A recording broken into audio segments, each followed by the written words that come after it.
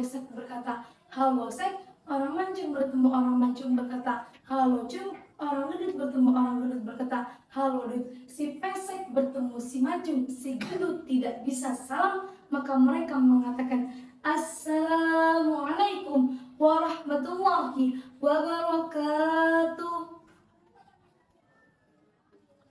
Innal hamdalillah nahmaduhu wa nasta'inuhu wa nastaghfiruhu wa na'udzu billahi min shururi anfusina may yahdihillahu fala mudilla lahu wa may yudlil fala hadiya lahu. Asyhadu an la ilaha illallah wa asyhadu anna Muhammadar Rasulullah la nabiyya ba'da.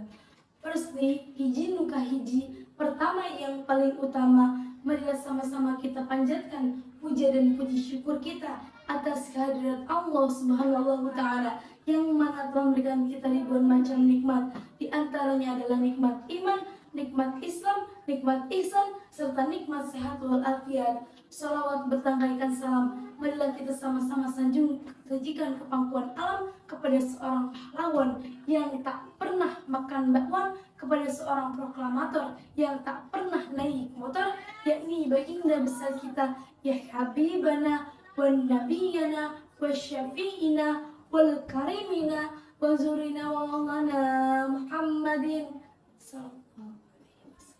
yang mana telah menghantarkan kita dari zamannya nenek-nenek makan getuk hingga zamannya nenek-nenek main Facebook, dari zamannya onta hingga zamannya mobil Toyota, dari zamannya Ratu Bilqis hingga terlahirnya saya yang manis.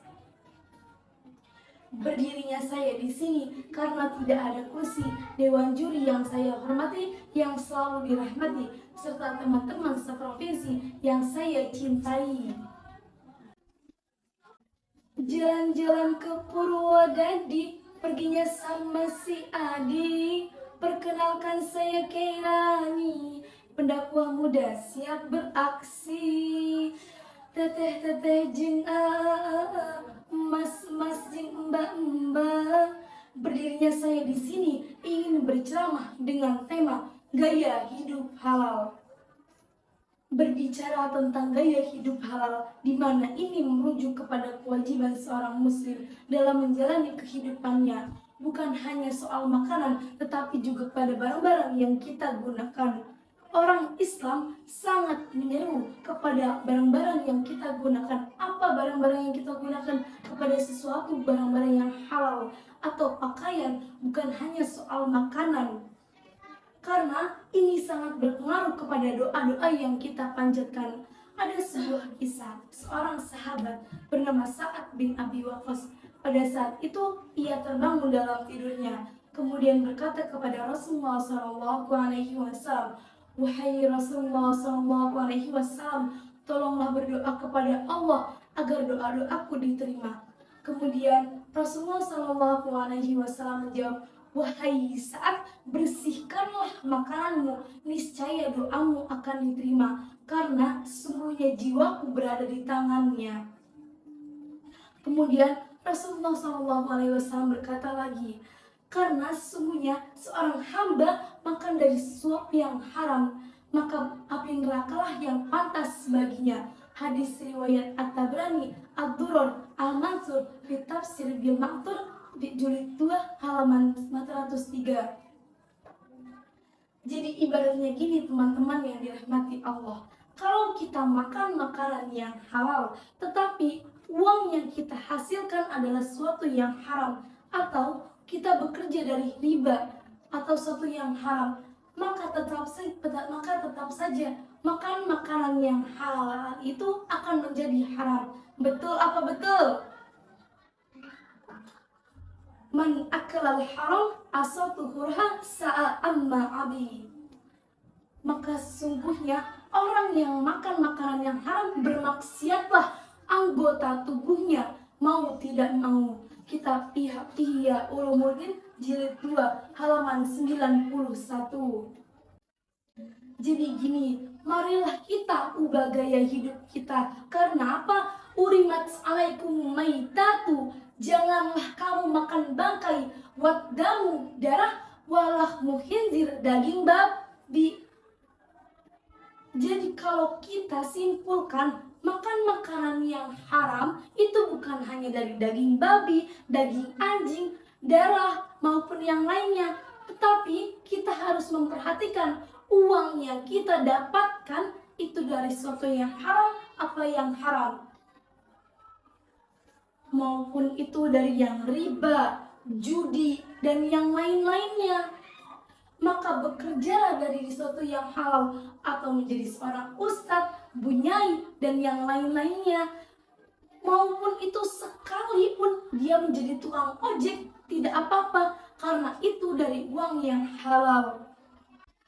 Allah berfirman dalam surat Al-Baqarah ayat 972. A'udzubillahi minasyaitonirrajim. Bismillahirrahmanirrahim. Ya ayyuhalladzina amanu kulu min thayyibatin ma razaqnakum washkurulillahi in kuntum iyyahu ta'budun. Artinya, wahai orang-orang yang beriman, makanlah dari rezeki yang baik yang telah kami berikan kepadamu dan bersyukurlah kepada Allah karena kamu hanya menyembah kepadanya. Surat Al-Baqarah ayat 172. Jadi, kalau kita ingin mengetahui bahayanya, maka kita harus mencari tahu sesuatu bahayanya. Karena apa? Banyak orang yang bodoh atas perkara yang haram. Sekarang lihatlah, banyak orang yang mengikuti generasi zaman Z atau mengikuti barang-barang yang tidak baik. Buktinya apa? Tas zaman sekarang, tas-tasnya dari daging kulit babi ataupun tas-tasnya dari suatu kulit-kulit buaya dan yang lain-lainnya. Jadi kalau disimpulkan, makanan yang haram atau gaya hidup halal itu adalah suatu kebiasaan seseorang atau cara sekelompok seseorang dalam menjalani kehidupan atau aktivitasnya, mulai dari makanan, pakaian, hingga barang-barang yang ia gunakan. Marilah kita sama-sama ubah gaya hidup kita, karena ini sangat berpengaruh dalam kehidupan sehari-hari. Jadi, kalau kita menggunakan barang-barang yang halal, kita cari tahu ia halal atau haram. Karena sekecil apapun pendapatan kita pasti cukup untuk hidup, dan sebesar apapun pendapatan kita tidak pernah cukup untuk gaya hidup. Ada sebuah kisah teman-teman yang dirahmati Allah. Apa itu kisahnya? Pada saat itu ada seseorang bertanya kepada seorang ustadz, "Ustadz, kenapa sih diciptakan yang haram?" Kemudian ustadz tersebut menjawab, "Wahai saudara-saudariku, diciptakan yang haram karena ini adalah sebuah ujian. Kamu seorang muslim, kamu telah diberitahu dalam agamamu mana perkara yang halal dan mana perkara yang haram. Kamu telah seorang santri, maka kamu mengetahui mana perkara yang halal dan mana perkara yang haram. Karena kamu mengaji, maka kamu harus mengamalkan apa yang kamu pelajari. Karena kita adalah pemuda harapan bangsa dan para santri idaman ibu mertua." Mungkin cukup sekian saja yang bisa saya sampaikan. Mohon maaf apabila ada kekurangan. Terima kasih atas segala kesempatan yang diberikan. Mungkin saya bisa lanjut ke babak final karena ada juri yang dermawan.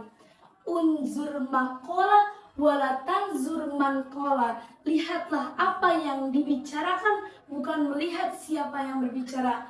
Wabillahi taufiq wal hidayah. Waridwa wal hidayah. Wassalamualaikum warahmatullahi wabarakatuh.